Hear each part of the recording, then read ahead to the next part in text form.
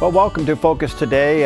Really been looking forward to having our next guest today because some of his previous books really are great. We have with us today Pastor John Ortberg. He's a pastor of the Menlo Park Presbyterian Church in Menlo Park, California.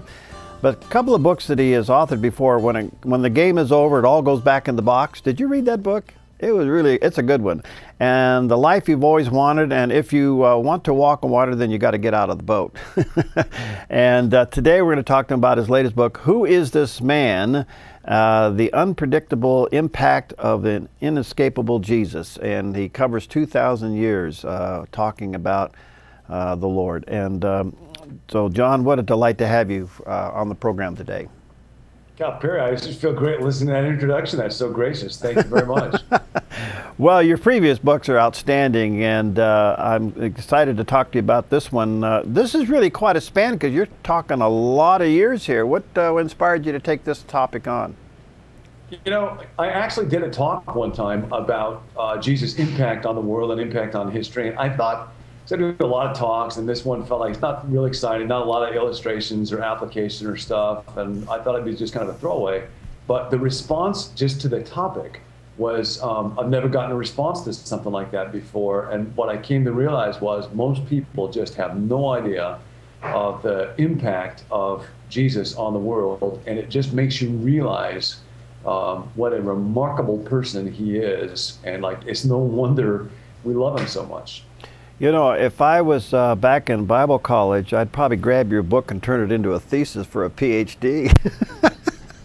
I don't know if you had that in mind, but it's really, really great. You know, what's interesting is in this world of political correctness and plurality and all the things, it's no accident that his life just wasn't happenstance. I mean, he stands out far above anybody else. It's a remarkable thing, Perry, when you think on the one hand, how obscure his life was. He never traveled, never held an office, never led an army, never had a title. And when he died like that, the Saturday, the day after his death, you know, anybody would have bet, like if you had to bet who was going to be around in 2,000 years, whose influence would last longer, Jesus or the Roman Empire, nobody would have put their money on this carpenter and his few followers. And yet 2,000 years later, we still name our children names like Peter, Paul, and Mary, and we give our dogs names like Caesar and Nero. Boy, that's true. Let's get into some of it. You write about Jesus at the dinner party and the awkward conversation that he was involved in, and you talk about the challenging of his conversation. Highlight us on that a little bit.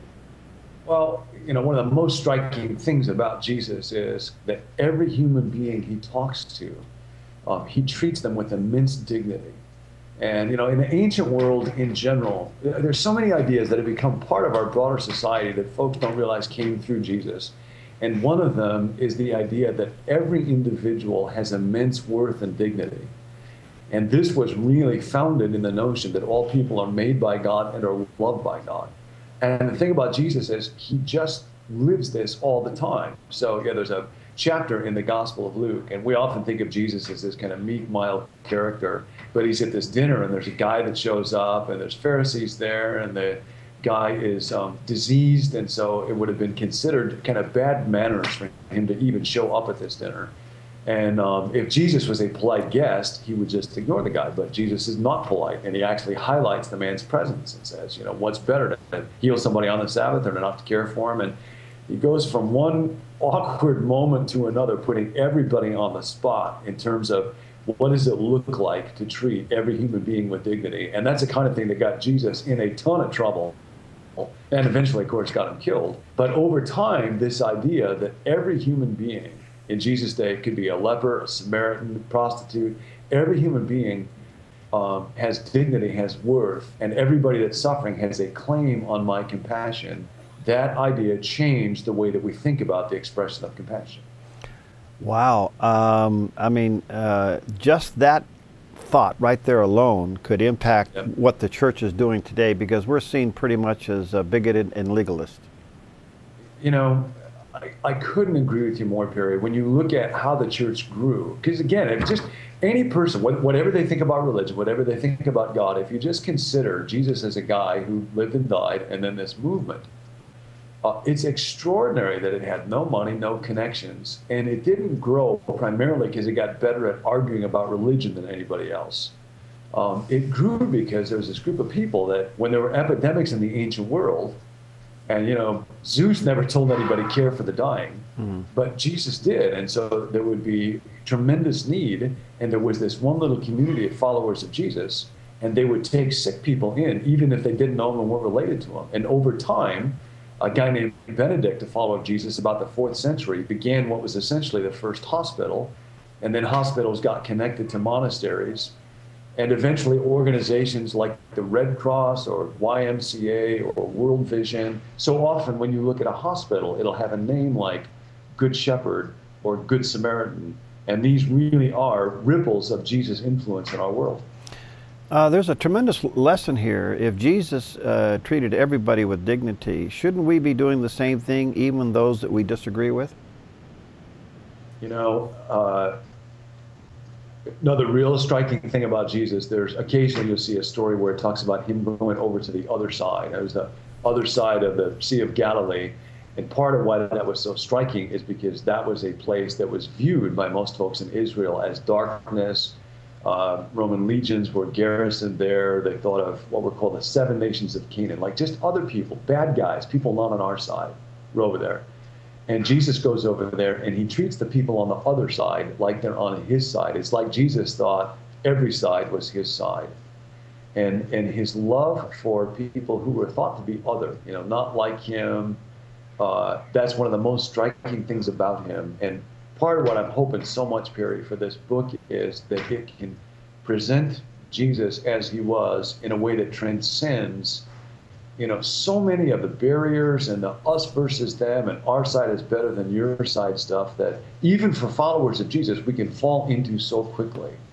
We've got to realize Jesus is way bigger than just my side or our side. Every single human being is loved by him, and he wants everybody to know him and to flourish.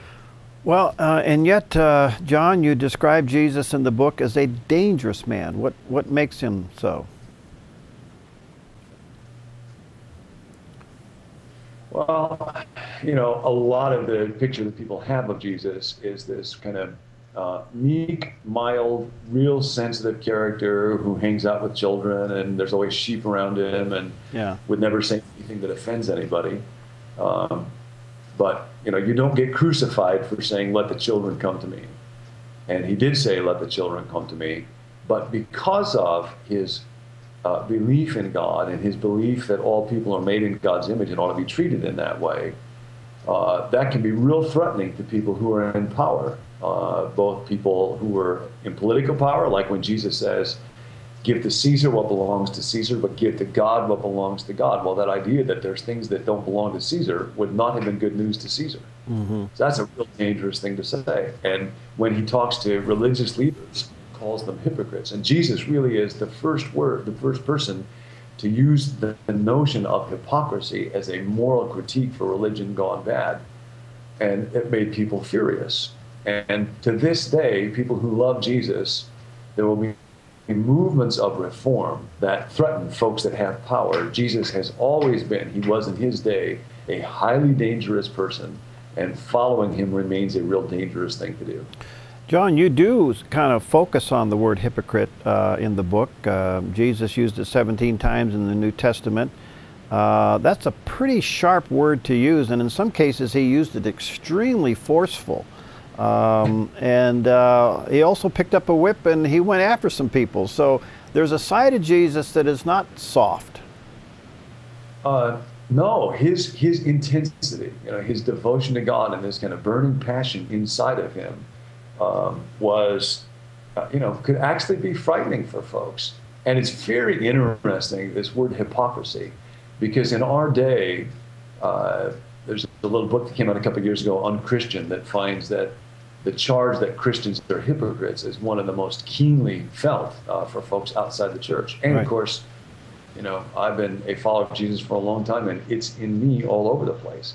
But one of the things that's so interesting about that word is Jesus is really essentially the first person to apply that word. It was actually an ancient word that was used for actors. It's a real vivid picture of a character on a stage with a mask. Jesus was the first person to really apply that to religion gone wrong, and to say when people live with a mask and they pretend to be better than they are, and they use religious claims to oppress or judge other people, God condemns that. That is not okay with God. That's headed for real serious territory.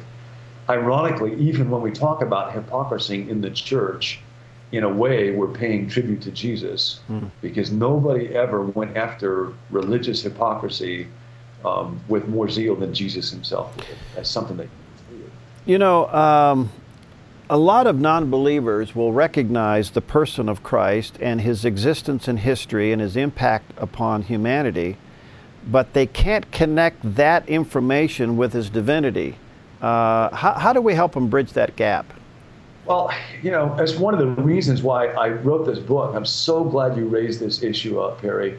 I think a mistake we sometimes make is we try to start with people by saying, now you've got to believe the right doctrinal stuff about Jesus or you're in big trouble. When you look at how it worked in his day, he didn't start there. He didn't begin with his disciples by saying, now let me give you certain creedal statements and you have to affirm them or I want nothing to do with you.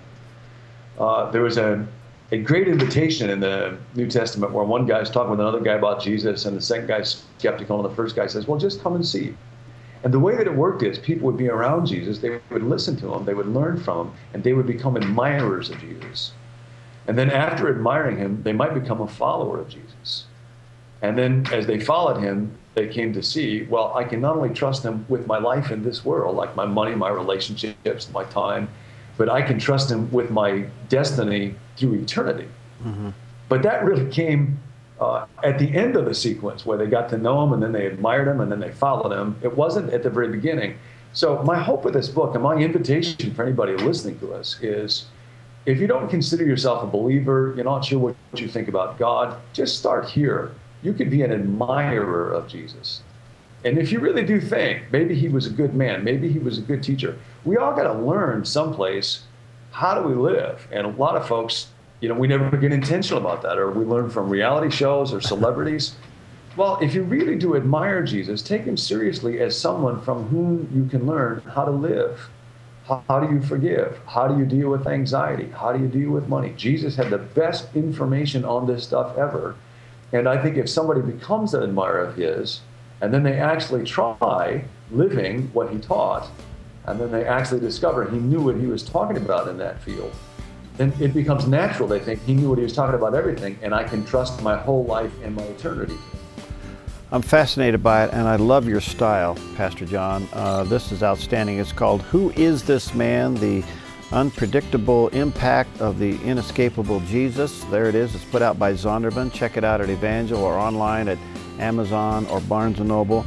And Pastor, thank you. Keep up the good work. Your writing is so insightful, and I look forward to finishing the book. God bless you, my friend. Thank you so much, Barry. I appreciate it.